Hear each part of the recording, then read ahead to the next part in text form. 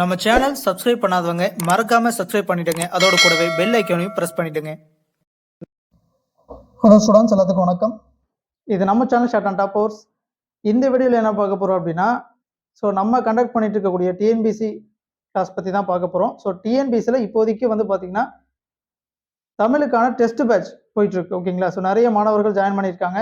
கரெக்டாக அவங்கவுங்க ஷெடியூலில் கரெக்டாக படிச்சுட்டு இருக்காங்க.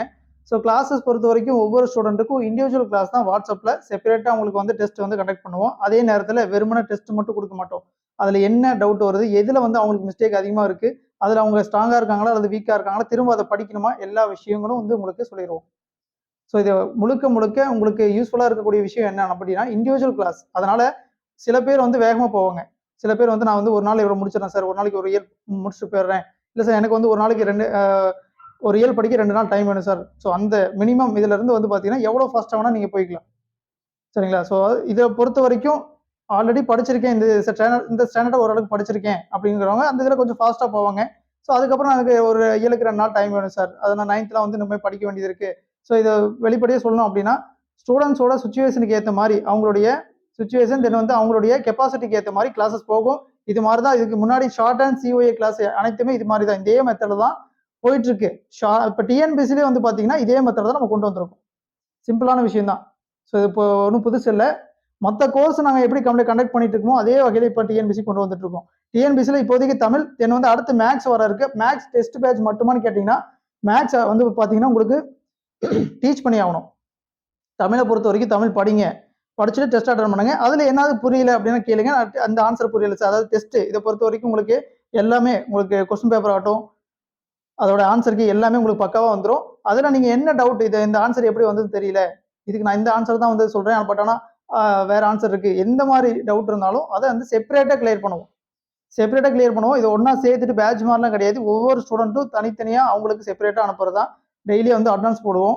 உங்களுக்கு என்ன டவுட்னாலும் கேட்டு படிக்கலாம். இது ரொம்ப ரொம்ப யூஸ்ஃபுல்லாக இருக்கும். எந்த விதமான ஐடியாவும் எனக்கு இல்லை சார் டிஎன்பிசி பற்றி அப்படின்னாலும் இதை இதில் கரெக்டாக இருந்தீங்கன்னா இது ரொம்ப யூஸ்ஃபுல்லாக இருக்கும். ஏன்னா அடுத்து ஒரு இதை படிக்க போகிறோம் அப்படின்னா அதில் என்ன இருக்குது அப்படிங்கிறத முழுமையாக நம்ம தெரிஞ்சுக்கிட்டு தான் போக போகிறோம்.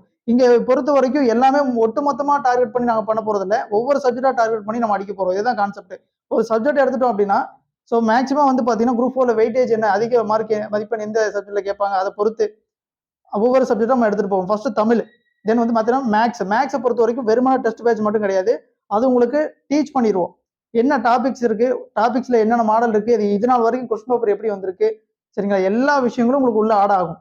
ஒரு சப்ஜெக்ட் எடுக்கிறோம் அப்படின்னா அதோட மேக்ஸிமம் மார்க் என்ன, அதுல நம்மளால கிட்டத்தட்ட ஃபுல்லா எடுக்கிற அளவுக்கு அல்லது பார்த்தீங்கன்னா கிட்ட ஃபுல்லா நம்ம கம்ப்ளீட்டா அதோட சப்ஜெக்டோட மார்க் எல்லாமே நம்ம வாங்குற அளவுக்கு ரெடி ஆகணும்.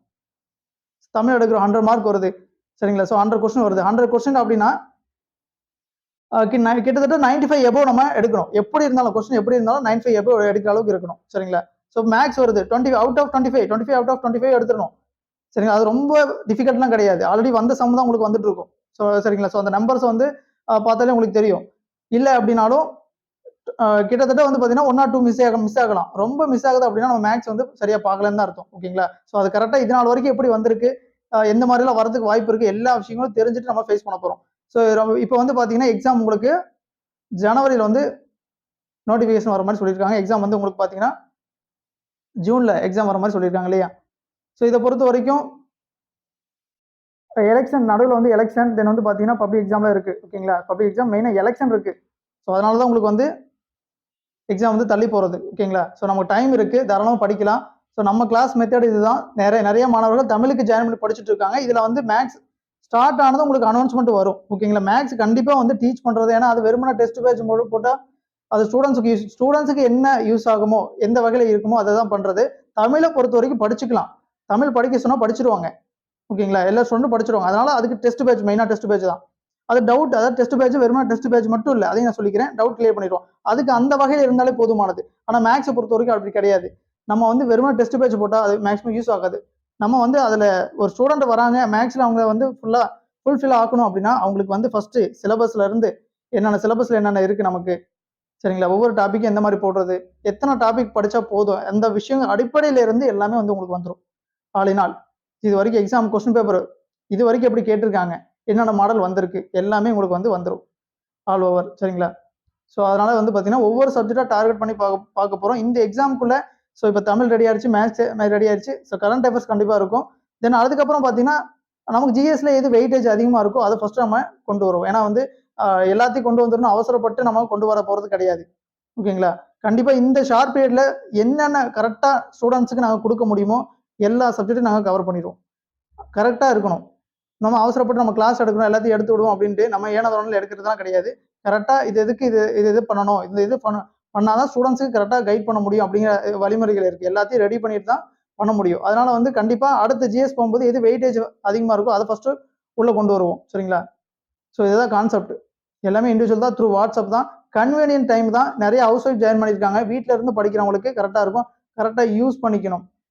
சரிங்களா? ஜாயின் பண்ணிட்டு நீங்கள் வந்து நான் வந்து எப்படி இருக்கணும் ஜாயின் பண்ணலாம் பார்த்தேன், ட்ரை பண்ணேன், ஆனால் முடியல அப்படிலாம் இல்லை. நான் எல்லாமே உங்களுக்கு தெளிவாக சொல்லிட்டேன். ஒரு இயல் தமிழாக இருக்குன்னா ஒரு இயலுக்கு ஒரு 2 நாள் டைம் தருவாங்க. அதுக்குள்ளே நம்ம படிக்கணும். சரிங்களா? படித்து அதை டெஸ்ட்டு கொடுப்பாங்க. டெஸ்ட் அட்டன் பண்ணணும். அட்டன் பண்ணிவிட்டு அதில் என்ன டவுட் இருந்தாலும் நம்ம கேட்டுக்கலாம். ஸோ அதுக்கு ரிவிஷன் டெஸ்ட்லாம் இருக்குது. ஓகேங்களா? ஸோ அது எல்லா விஷயங்களும் உங்களுக்கு ஜஸ்ட் ஸ்க்ரீனில் தெரிய நம்பருக்கு வாட்ஸ்அப் பண்ணி அட்மிஷனுக்காக கேட்குறீங்க அப்படின்னா அப்போ உங்களுக்கு நாங்கள் சொல்லிடுவோம். மேக்ஸ் இன்னும் ரெடி ஆகலை. ரெடி ஆனதுக்கப்புறம் அனௌன்ஸ்மெண்ட் வரும். போயிட்டுருக்கு, அது ப்ராசஸ் போயிட்டுருக்கு. ஓகேங்களா? இதை பொறுத்த வரைக்கும் நம்ம ஒவ்வொரு சப்ஜெக்டாக டார்கெட் பண்ணிட்டு போகிற முறையில் தான் நம்ம கிளாஸ் அமைச்சிருக்கோம். ஓகேங்களா? நம்ம கால்ஃபர் வந்துச்சுன்னு எல்லா சப்ஜெக்ட்டும் மொத்தமாக தூக்கி கொடுத்து விடிய படிங்க அந்த மாதிரி இல்லை. அந்த மாதிரி நாங்கள் வந்து பார்த்தீங்கன்னா அது சரியான மெத்தடை எங்களுக்கு தோணலை. நாங்கள் வந்து ஒவ்வொரு சப்ஜெக்ட் வைஸ் டார்கெட் பண்ணி போகிறது தான் வச்சிருக்கோம். ஏன்னா அது திருப்தியாக இருக்கும். முடிச்சிட்டோம் அப்பா, ஓகே இந்த இவ்வளோ மார்க் நம்ம கேரண்டி எடுத்துடலாம். ஒரு வந்து மனசுக்கு திருப்தியாக இருக்கும்.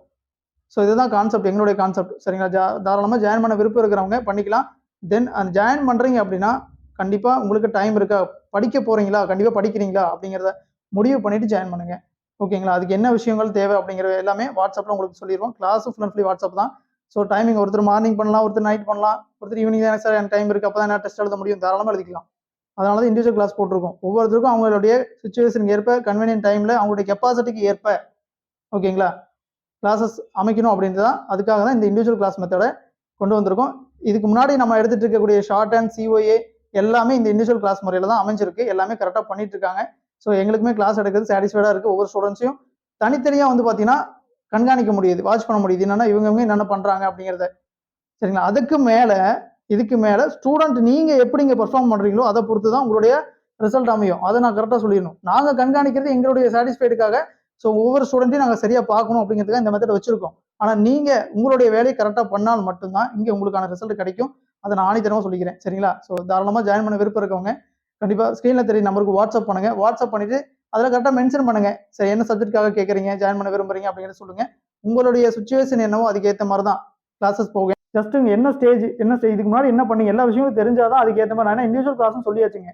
அப்போ உங்களுடைய ஸ்டேஜ் என்னவோ அதுக்கேற்ற மாதிரி தான் வந்தாகணும். கிளியராக கேட்டு கரெக்டாக ஐடியா ஃபாலோ பண்ணிக்கிங்க. டெய்லியும் வந்து கிளாஸஸ் அப்படிங்கிறது போயிட்டு தான் இருக்கும். ஒன்றும் பிரச்சனை கிடையாது. சரிங்களா? ஸோ இதுக்கு மேலே என்ன டவுட்டாக இருந்தாலும் தாராளமாக நீங்கள் கமெண்ட் செக்ஷன்லையும் கேளுங்க. சரிங்களா? ஸோ ஜாயின் பண்ண விருப்பப்படுறவங்க ஸ்க்ரீனில் தெரிய நம்பருக்கு வாட்ஸ்அப் பண்ணிவிட்டு கொஞ்சம் வெயிட் பண்ணுங்கள். ஸ்டெப் பை ஸ்டெப்பாக ஒவ்வொருத்தருக்காக நம்ம டீட்டெயில் கொடுத்துட்டு அட்மிஷன் அப்படிங்கிறத ப்ளேஸ் பண்ணிக்கலாம். ஆனால் கண்டிப்பாக படிக்கணும் ஜாயின் பண்ணிட்டீங்கன்னா. சரிங்களா? நன்றி.